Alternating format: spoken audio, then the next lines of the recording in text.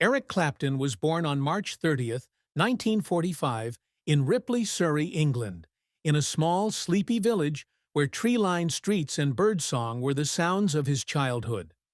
Born into unusual circumstances, his mother, Patricia Molly Clapton, was only 16 when she became pregnant with him by a Canadian soldier who left before he was born. Clapton grew up under the care of his grandparents, believing them to be his biological parents until the truth was revealed when he was 9. But the greatest sadness in Eric Clapton's life came not from those troubled early years, but from an incident that occurred on March 20th, 1991, when he was 45. That was the day his son, Conor Clapton, died in a horrific accident. Conor, who was just 4.5 years old, was the product of Clapton's relationship with Italian model Lori Del Santo. The boy fell from the 53rd floor window of a New York apartment building while playing, while his babysitter was not looking. Clapton received the news while staying at a nearby hotel, preparing to take Conor out as promised. He rushed to the scene, only to find his son's tiny body lying on the sidewalk, next to the sound of ambulance sirens and a panicked crowd. He knelt down, held Conor in his arms, sobbing and calling his name in despair, but the boy was gone forever.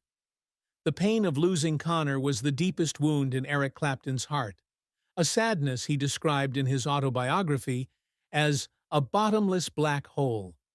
Conor was the light of his life, a blond boy with clear blue eyes who smiled brightly whenever he played his guitar for him. Clapton once said that those moments with Conor, when he sat on his lap, playing with the strings of his guitar, or when they played football together in the park, were the first time he felt the true meaning of unconditional love. After his son's death, he fell into a deep depression, locking himself in his London flat for months, not eating, not sleeping, only drinking and smoking to forget the pain. He kept Conor's little shoes, placed them on his desk, and every time he saw them, he would cry silently. He once told a close friend that he wished he could change his life to have Conor back, that he would never forgive himself for not being there for him that fateful day. The sadness was not just the loss of a child, but the shattering of the dream of fatherhood that he had found after years of drinking and drugs. The sadness was even more severe because it changed him forever. Before Conor's death, Clapton was an energetic musician who, despite the scars of his past, remained optimistic through his music. But after 1991, he became quieter, less talkative, and sometimes had a melancholy quality that friends recognized from his distant eyes. He wrote the song "Tears in Heaven" in memory of Conor, a song that he struggled to keep from crying in front of an audience every time he sang it.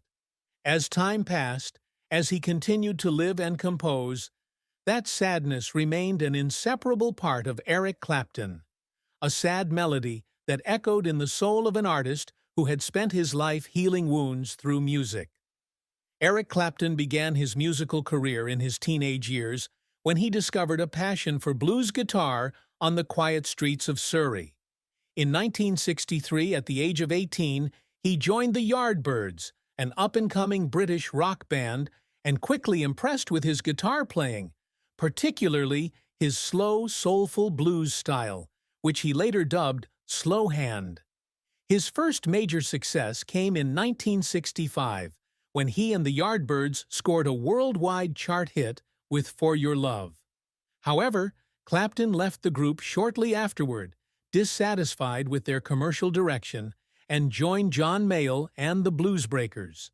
The 1966 album Blues Breakers with Eric Clapton was a turning point, establishing him as one of the greatest guitarists of all time, with his electrifying solos on Hideaway and Steppin' Out. He has since become an icon of British blues, with the words "Clapton is God" appearing on London walls. Clapton's career peaked in the 1970s with Cream and later as a solo artist.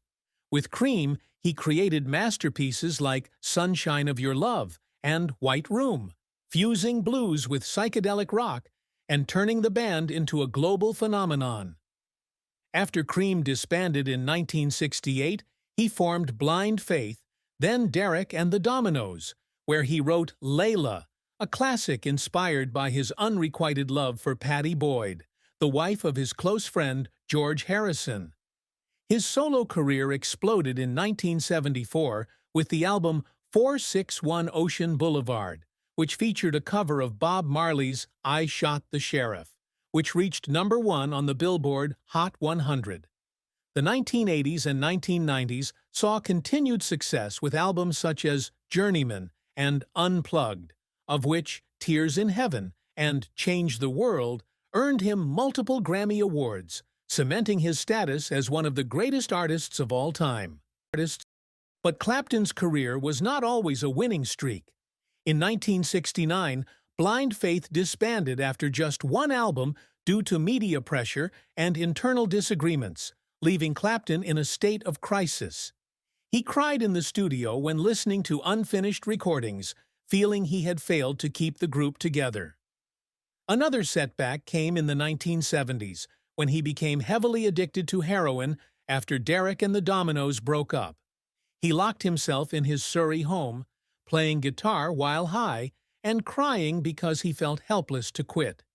His manager intervened, sending him to rehab in 1974, a process he described as a living hell.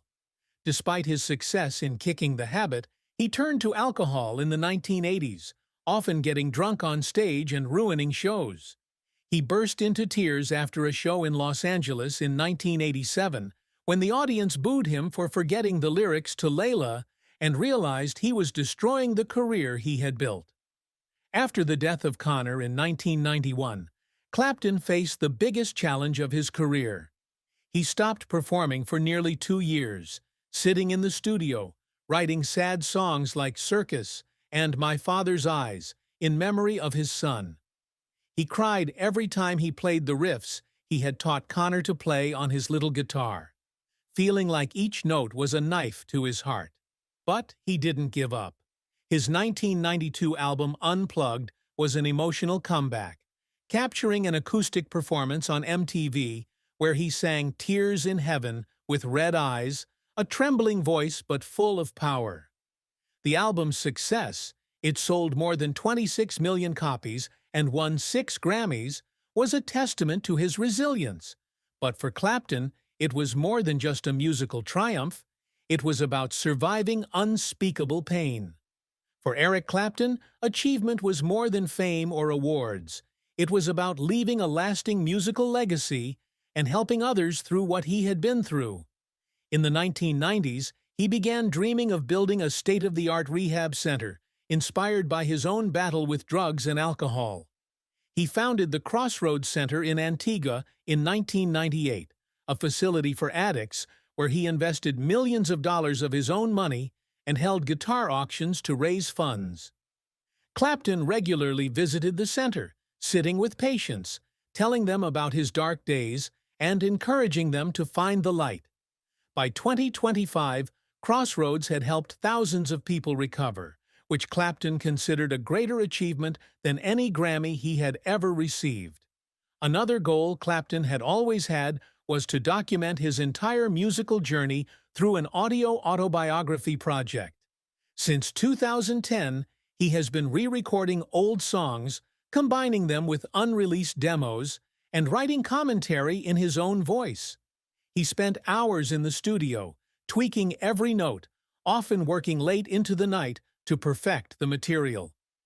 Despite his age and failing health, he suffered from peripheral neuropathy in 2013, which left his hands shaking as he played the guitar.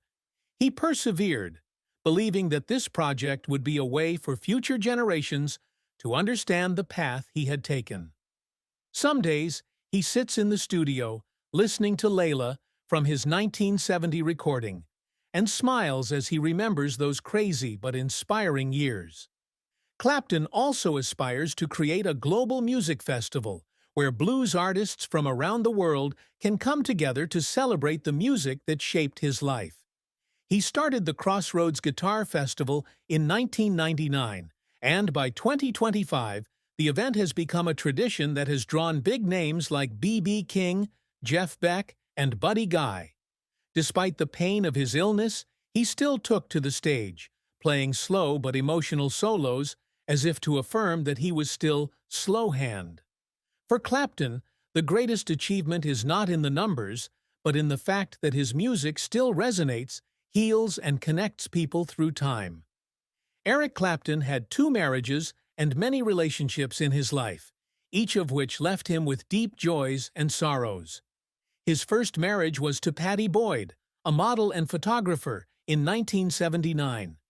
They met in the 1960s when Boyd was married to Clapton's close friend, George Harrison. His unrequited love for Boyd produced Layla, and when Harrison and Boyd divorced in 1977, Clapton finally got her. They married in Tucson, Arizona, in a small ceremony, and for the first few years, they lived happily in their Surrey home. But the marriage soon unraveled due to Clapton's drug addiction and disagreements about having children.